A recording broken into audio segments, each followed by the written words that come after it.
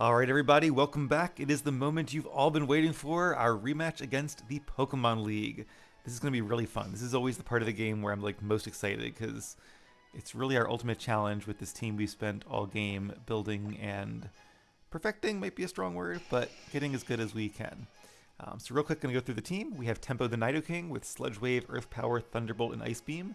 As a reminder, those are increased by his ability Sheer Force, and Sludge Wave is also increased by his Poison Barb.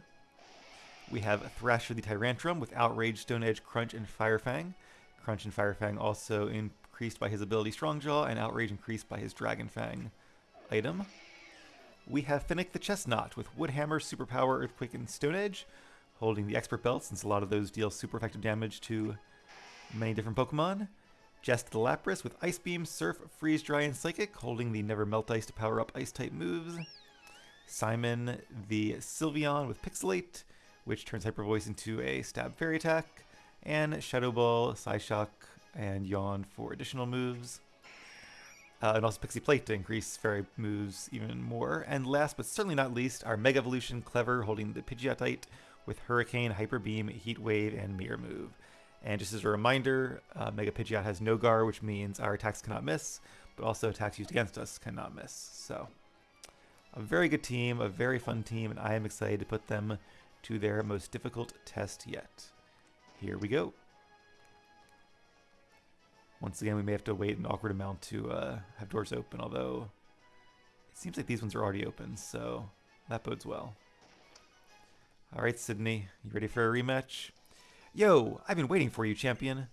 With the strength you've gained, we can battle with no holds barred. Not to mention, our boy Steven sent us Elite Four some Keystones. In other words, my Pokemon can Mega Evolve too. This one's going to be fun. And unlike last time, they have 6 Pokemon. I think some of them are from different regions. And like he said, their best one now has the ability to Mega Evolve. Scrafty, okay. That is a Dark and Fighting type, so kind of a neutral matchup against Tempo, our Nidoking. Poison and Ground type. Ooh, Intimidate. It doesn't really matter to us because we are a special attacker, so I guess it's good that we're a special attacker, even though Nidoking can really be either one.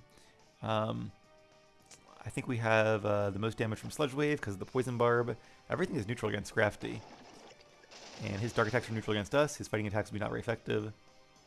So yeah, all in all, just a pretty even matchup here. Luckily, we are faster. And also pretty bulky. Good job resisting that crunch tempo. Looks like we're going to take an early lead here. I did train our team to level 70 because the Elite Force Pokemon are from level 70 to, I think Steven's Metagross is 79 if I remember correctly.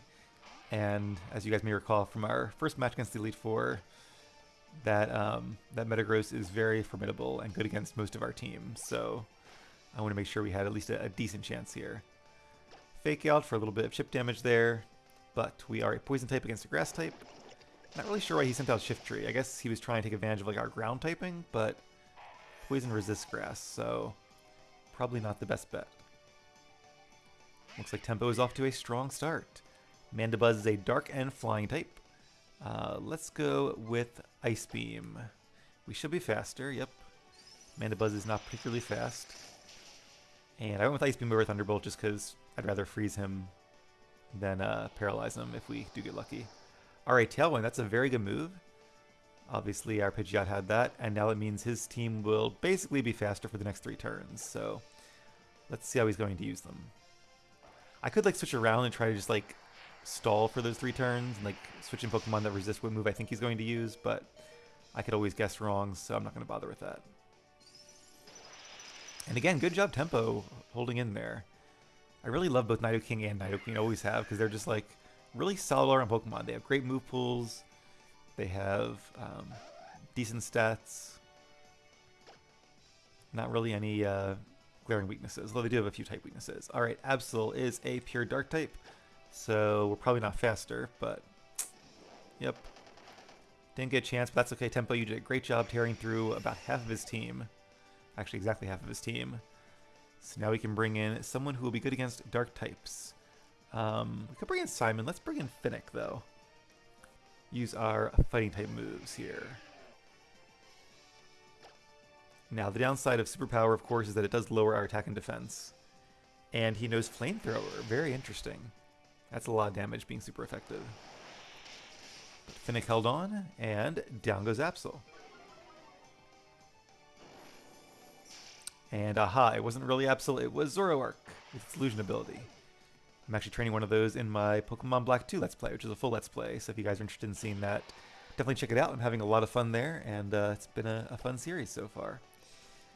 Did it say Tailwind is petered out? I think it did, and I hope it did, because if we're faster, we can do a lot of damage here with Woodhammer. And we are. There we go. Down goes Sharpedo. Now between Rough Skin and the recoil, that's going to be... oh no, I should have used Superpower there. Yeah, because it would have both been super effective.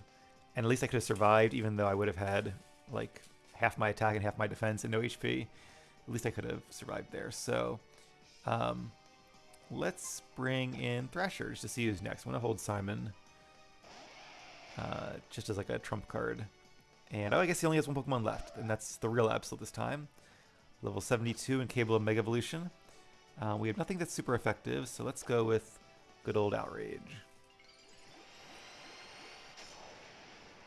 I guess I could have brought in Simon here and just used Hyper Voice, but for some reason I was thinking he had 2 Pokemon left.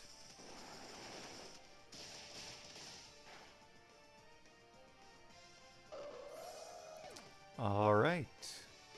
Down goes Mega Absol. Well, I lose again. The Mega Absol I think is pretty fast, or somewhat fast. It might not be fast, I can't remember. It's got a very high attack stat, but if it, but regular Absol is not particularly fast, so obviously the speed is based on the base Pokemon until it actually Mega Evolves, so that did not work in Sidney's favor. So that wasn't too bad. We lost 2 Pokemon, but I will take that. Of course, that's only the easiest member of the Elite Four. It's going to get a lot harder from here. So thank you guys for watching and hope you stay tuned. I'll see you back here for battle number 2.